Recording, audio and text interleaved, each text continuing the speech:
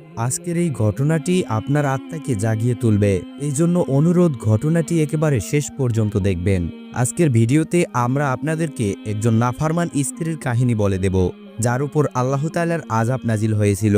একজন নেককার স্ত্রী যে তার স্বামীর প্রতি নাফরমান ছিল, তাই আপনাদের কাছে অনুরোধ ভিডিওটি একবারে শেষ পর্যন্ত দেখার জন্য। সেই স্ত্রীকে দাফনকারী মানুষজন যখন আকাশের দিকে তাকালো, তখন সকলেই চমকে গেল, কেননা একটি চিঠির টুকরো উপর থেকে উড়তে উড়তে নিচে নেমে এসে পড়ল।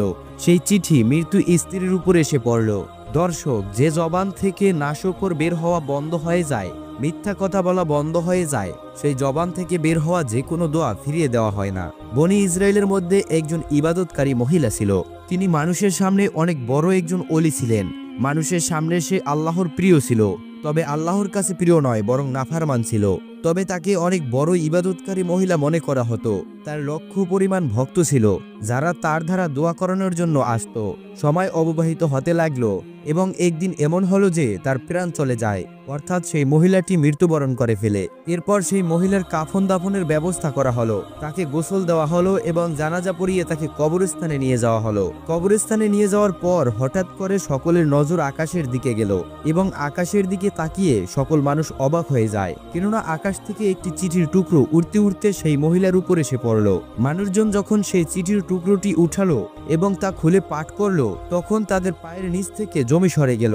আপনি হিন্দু হন কিংবা মুসলিম, ভিডিওটি না টেনে একেবারে শেষ পর্যন্ত দেখুন। বন্ধুরা, ভিডিওটি শুরু করার আগে একটু প্রার্থনা করি, হে আল্লাহ, আমাদের গুনাহ থেকে রক্ষা করুন। সকলেই কমেন্টে লিখুন আমিন এবং এই ভিডিওতে একটি লাইক দিয়ে দিন। ও যারা চ্যানেলটি সাবস্ক্রাইব করেননি, চ্যানেলটি সাবস্ক্রাইব করুন। এই ভিডিওটির লাইক টার্গেট 15,000, তাই সকলেই ভিডিওতে লাইক দিয়ে দিন। তো চলুন শুরু করি। সেখানে উপস্থিত মানুষের পায়ের নিচ থেকে জমি সরে গেল। সেখানকার সকল মানুষজন আফসোস করতে লাগলো, কেননা সেই চিঠির মধ্যে লেখা ছিল, এই বস্তার মহিলাকে, এই নাফরমান মহিলাকে এই কবরস্থানের মধ্যে দাফন করিও না। যদি সেই মহিলাকে সেই কবরস্থানে দাফন করো, তাহলে সেই কবরস্থানের মধ্যে যতগুলো মৃত্যু রয়েছে, তারা সকলেই তোমাদেরকে বদদোয়া দেবে এবং মৃত্যুদের মুখ থেকে বের হওয়া বদদোয়া তোমাদের বংশ ধ্বংস করে দেবে। যদি তোমরা বাঁচতে চাও এবং মুসিবত থেকে বেঁচে থাকতে চাও, তাহলে সেই মহিলাকে এই কবরস্থানে দাফন করিও না। মানুষজন যখন এই সকল কিছু পাঠ করে অনেক অবাক হয়ে গেল। মানুষজন বলতে লাগলো, এই মহিলা অনেক নেক ছিল এবং আমাদের জন্য ওলি ছিল এবং আমরা তার কাছ থেকে অনেক দোয়া করিয়ে নিয়ে গিয়েছিলাম। সে তো পরহেজগার ছিল এবং ইবাদতকারী ছিল। তবে চিঠির অপর পাশে কিছু লেখা ছিল। দ্বিতীয় পাশে লেখা ছিল, আপনারা কি জানতে চান এই মহিলাটি কি এমন গুনাহ করেছিল, কোন এমন কাজ করেছিল যা তার সকল নেকিকে নিভিয়ে দেয়? আজকে তার উপর আযাব আসতেছে এবং কবরের মধ্যে থাকা প্রতিটি মৃত্যু ব্যক্তি তাকে সেখানে দাফন না করার জন্য দোয়া করতেছে। চিঠিতে লেখা রয়েছে, যদি তোমরা জানতে চাও ওই মহিলাটি কি করেছিল, তাহলে এই কবরস্থানের শেষে যে কবরটি রয়েছে, সেখানে গিয়ে মৃত্যু ব্যক্তিকে জিজ্ঞাসা করো, সে তোমাদেরকে এই মহিলাটির আসল রূপের কথা বলে দিবে। তখন সেই ভিড়ের মধ্যে এমন বড় পরহেজগার ব্যক্তি কেউ ছিল না যে মৃত্যু ব্যক্তির সাথে কথা বলবে। এরই মধ্যে সেখানে থাকা একজন বুজুর্গ বলতে লাগলো, বর্তমানে আমাদের মহল্লায় যে নবী রয়েছে, তিনি মৃত্যুদের সাথে কথা বলতে পারেন। আল্লাহ পাক ওনাকে এমন শক্তি দান করেছেন বটে, আমরা যদি ওনার কাছে গিয়ে এই চিঠিটি দেখাই, তাহলে হয়তোবা তিনি আমাদের সাহায্য করতে পারবেন। এরপর সকলেই নবীর কাছে চলে গেল। সেই মহিলাটি এমন কি কাজ করেছিল যার ফলে তার জীবনের ইবাদত বিফলে চলে গিয়েছিল? সারাদিন সেই মানুষগুলো আল্লাহর নবীকে খুঁজতে লাগলো এবং শেষমেশ তারা আল্লাহর নবীকে পেল। মানুষজন বলতে লাগলো, হে আল্লাহর নবী, আমরা অনেকক্ষণ ধরে আপনাকে খুঁজতেছিলাম।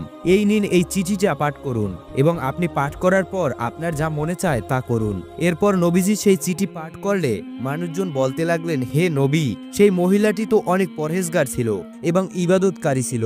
তবে এর কারণ জানার জন্য অপর পাশে কিছু লেখা রয়েছে। নবী অপর পাশে পাঠ করলেন যে সত্য ঘটনা জানার জন্য কবরস্থানের শেষের কবরের কাছে গিয়ে জিজ্ঞাসা করো। হে আল্লাহর নবী, আপনি মৃত্যুদের সাথে কথা বলতে জানেন, আপনি আমাদের সঙ্গে চলুন এবং আমাদেরকে জানিয়ে দিন সেই মহিলাটি এমন কোন গুনাহের কাজ করেছিল। আল্লাহর নবী সেই মানুষদের সাথে চলতে চলতে সেই কবরের কাছে চলে যায়। আল্লাহর নবী এরপর 2 রাকাত নফল নামাজ আদায় করলেন এবং দোয়া করলেন এবং হুকুম দিলেন, হে আল্লাহর বান্দা, আল্লাহর অনুমতিতে আমাকে উত্তর দাও। আল্লাহর হুকুমে সেই মৃত্যু ব্যক্তি নবীকে সালাম দিল। এরপর বলল, বলুন আল্লাহর নবী, কি জিজ্ঞাসা করতে চান? আমাদেরকে বলে দাও সেই কবরে যে নারী রয়েছে তাকে কেন এই কবরস্থানের মৃত্যুরা এখানে দাফন করতে দিচ্ছে না? সেই মহিলাটি এমন কি কাজ করেছিল, তার গুনাহ কি ছিল?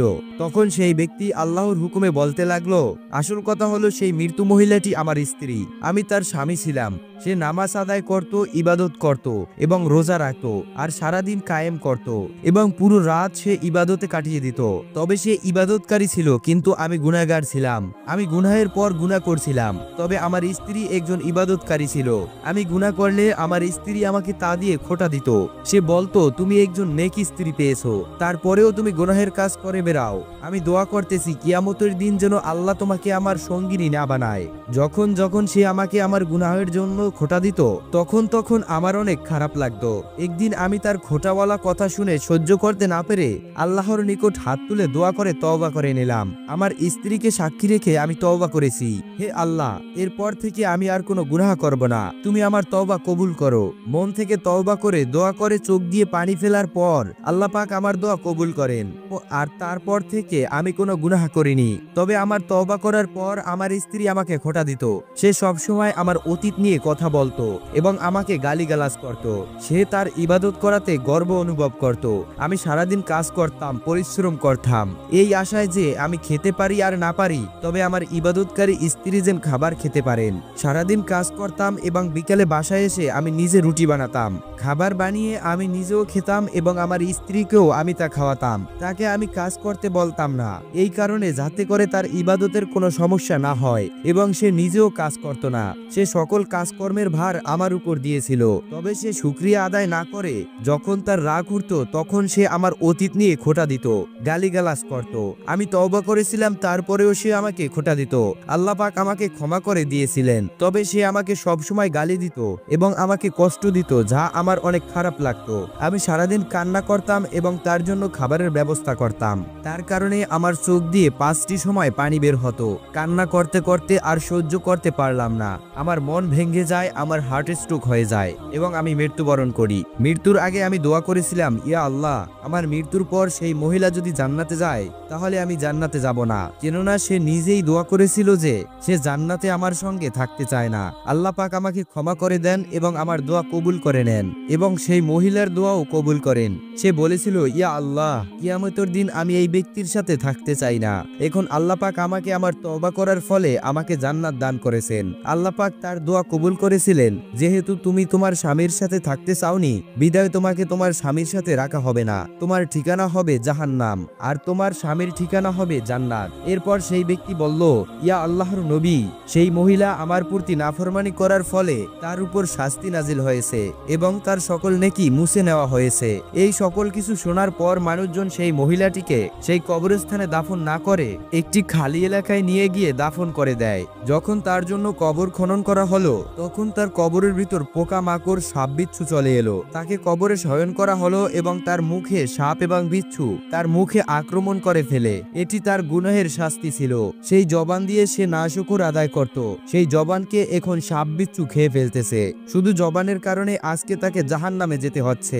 আল্লাহ তাআলা আমাদের সঠিক জ্ঞান দান করুন, আমিন। তো বন্ধুরা, এই ছিল আমাদের আজকের ভিডিওটি ভালো লাগলে লাইক, শেয়ার, সাবস্ক্রাইব করবেন এবং ভিডিওটির বিষয়ে আপনার যদি কোনো মতামত থাকে তাহলে কমেন্ট করে জানাবেন। দেখা হচ্ছে পরবর্তী ভিডিওতে। আল্লাহ হাফেজ।